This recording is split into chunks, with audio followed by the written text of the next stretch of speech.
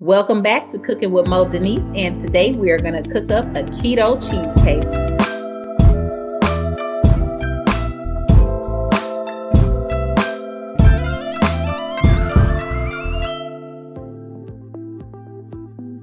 Okay, so we're going to start off with the crust, and normally it's a graham cracker crust, but of course we can't use graham crackers, so we're going to use some almond flour, we're going to use some butter, we're going to use cinnamon, and we're going to use a sugar substitute of your choice. So whatever sugar substitute you would like to use, that's what you would put in as far as the sugar. So we're just going to do 1.5 cups of almond flour.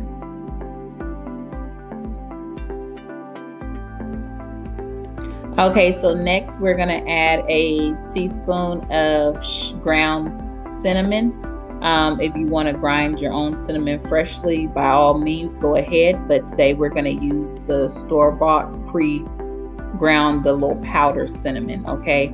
I had a little hard time getting it out the container here, and I was making a mess. We just going to screw the top and try that way so we can get the cinnamon in here. But just a teaspoon of cinnamon is fine. If you want to add more, you can, depending on if you like cinnamon or not.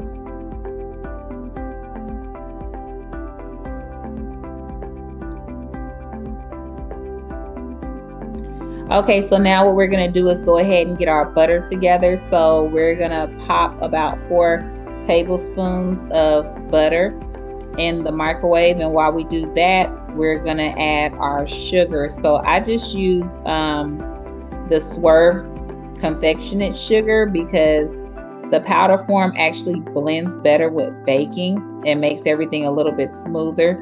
So okay, so I just used about 1/3 cup of sugar. If you want it to be sweeter, you can add more sugar if you like. Once you get this combined together, you just want to take a fork and you're going to mix it up, and our butter should be done melting now. So we're going to go ahead and get our butter out of the microwave.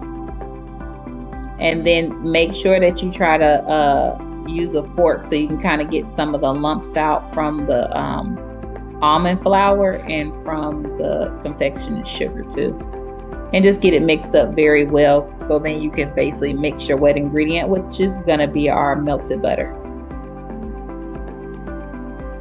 So we're going to get ready to add our butter in. And then we're just going to add the butter and mix it up, and it's going to come to a doughy consistency. And I already have lined some parchment paper. I've already lined my pan with parchment paper that we're going to put this in. So after we get it all mixed up, we're just going to pat it into our pan that's lined, and then we're going to sit it in the refrigerator to actually chill while we're making our cheesecake filling. So depending on the size of your pan, you may want a little bit more or less, but you should have enough so it should be able to come up to the sides of the pan. So if you want a thicker crust, then double the amount that I've just made right here. And this is our pan, and this is basically a spring pan, and the parchment paper is so it doesn't stick to the pan. It'll just slide right off.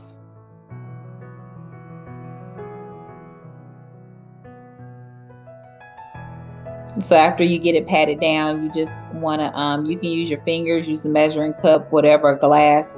Just make sure it's thin and there's no holes. Try to get it to come up on the side, and then you want to chill it in the refrigerator. Now we're going to get on to our cream cheese filling. And I used 4 8-ounce boxes of cream cheese to make my cheesecake. And that's what you see me dumping into our bowl now.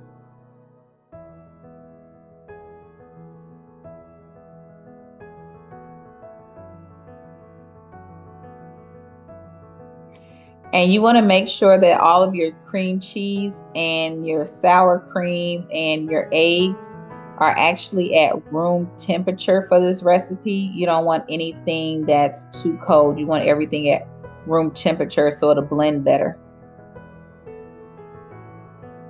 You can see this cream cheese was kind of soft. It didn't even want to come out of the package.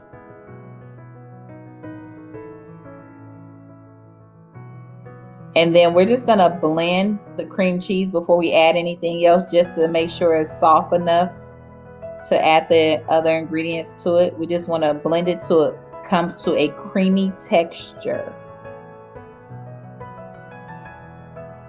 Because you don't want lumpy cheesecake, you want creamy cheesecake.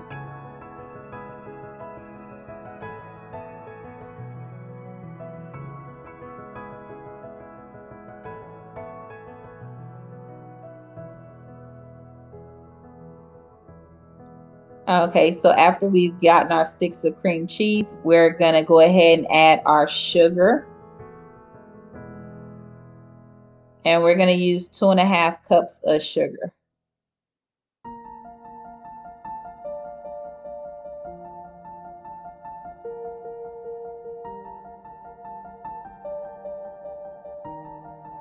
And as you add the sugar, you'll see it'll start creaming a little bit more. You see the consistency is starting to change a little bit.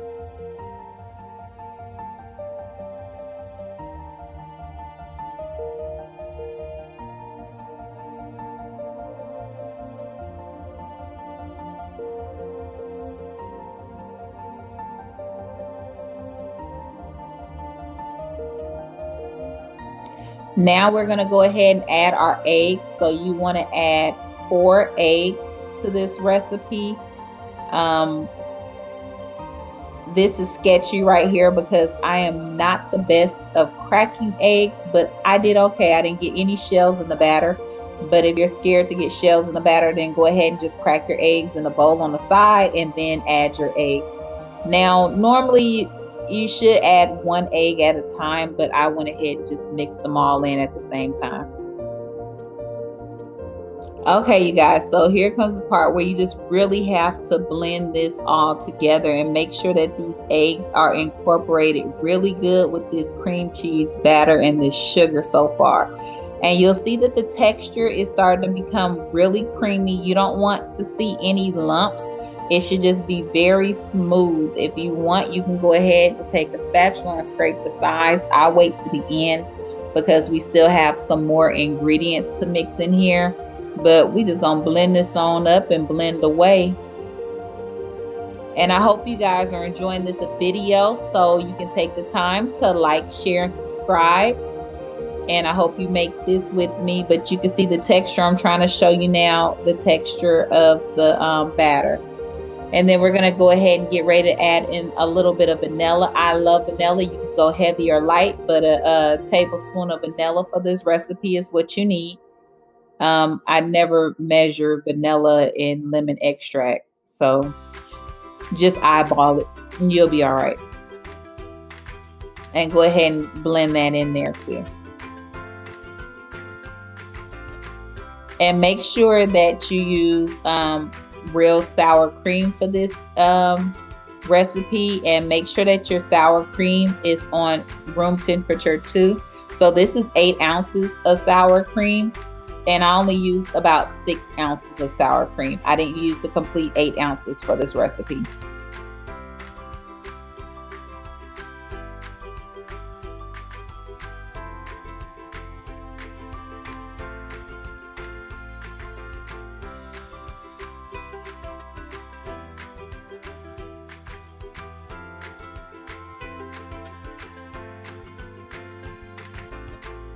And here I'm just scraping the sides so we can get everything incorporated really good, because we're almost done with everything. I'm liking how the batter looks right now because it's real creamy.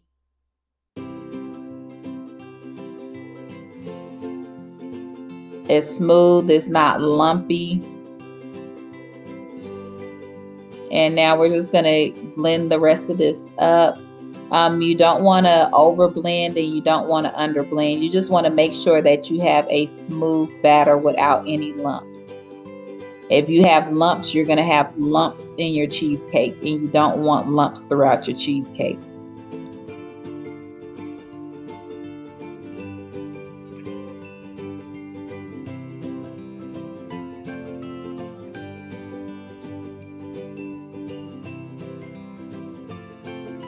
And my batter right now is pretty good. I'm going to go ahead and blend it up just one more time.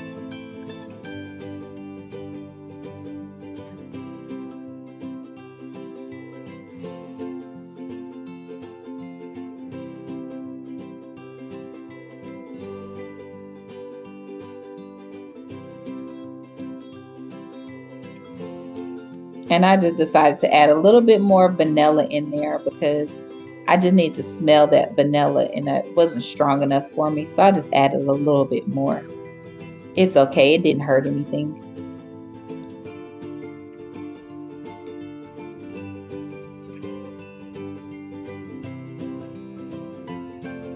Okay, y'all, so we done whipping this up now, and it is a very nice creamy consistency. All the lumps are gone, and your girl had to taste that batter just to make sure it was sweet enough and that it had enough sugar and vanilla in there. So now we've taken our spring pan out of the refrigerator, and this is how it looks. And you want to come up a little bit on the sides, not too much. And we're gonna now add the mixture to our imitation graham cracker crust.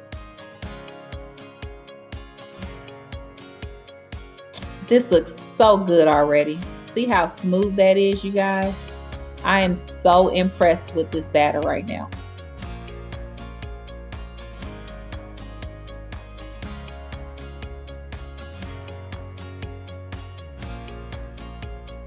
And so you just want to make sure you get all of it out the bowl. That's all I'm doing right now, just making sure I get it all out the bowl.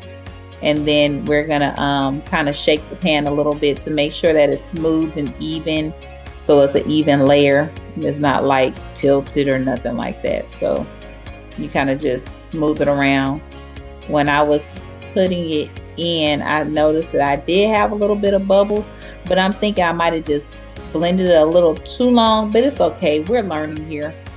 So I just shake the pan, make sure it's even out, and then I'm going to take the spatula and I'm going to go around it just to make sure everything's smooth and there's no little lumps or bubbles in it.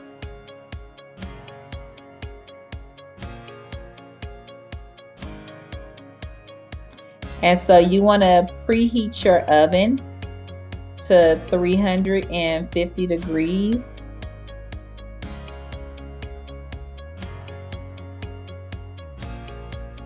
Because you want this cheesecake to go into a nice warm oven. It doesn't have to go into a water bath or anything like that. You can just put it directly on the rack, or if you want to put it on a cookie sheet and then put it in the oven, that's fine. But that's all I did. I just smoothed it out a little bit until we have an even flat surface, and we are ready for the oven.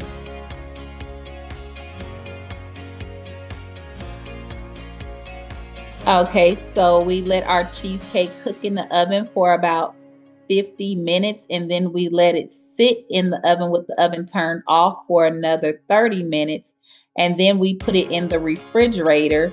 And I kept in the refrigerator overnight, and then I took it out the next day to kind of decorate it and make it look pretty for Valentine's Day. So what I'm doing here is just, I had some canned whipped cream that I'm struggling with right now, trying to get out this can. I don't know what's wrong. It's a brand new can. But I just garnished with some whipped cream, sliced some strawberries in half, and garnished around with the strawberries.